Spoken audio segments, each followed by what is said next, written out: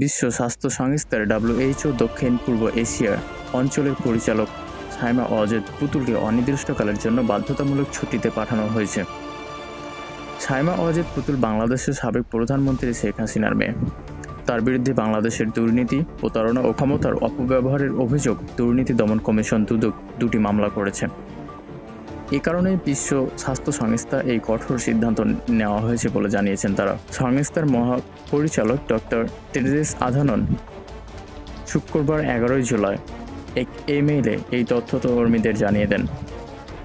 তিনি বলেন, সেদিন থেকে সাইমা পুতুলের ছুটি থাকবে এবং তার পরিবর্তে WHO সহকারী মহাপরিচালক ডক্টর ক্যাথরিন বেহেম দায়িত্ব পালন করবেন।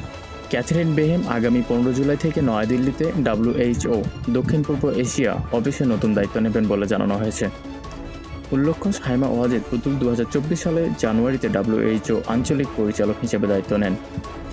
তবে তার মনোনয়ন প্রক্রিয়া শুরু থেকেই অনেকেই অভিযোগ তুলেছিলেন তিনি তৎকালীন প্রধানমন্ত্রী শেখ হাসিনার প্রভাব কাজে লাগিয়ে এই আন্তর্জাতিক পদে বসেছিলেন। দুর্নীতি অভিযোগ এবং মামলা দায়েরের পর এবার WHO তাকে কার্যত সরিয়ে দিয়েছে, যা আন্তর্জাতিক মহলে আলোচনার কেন্দ্রবিন্দুতে।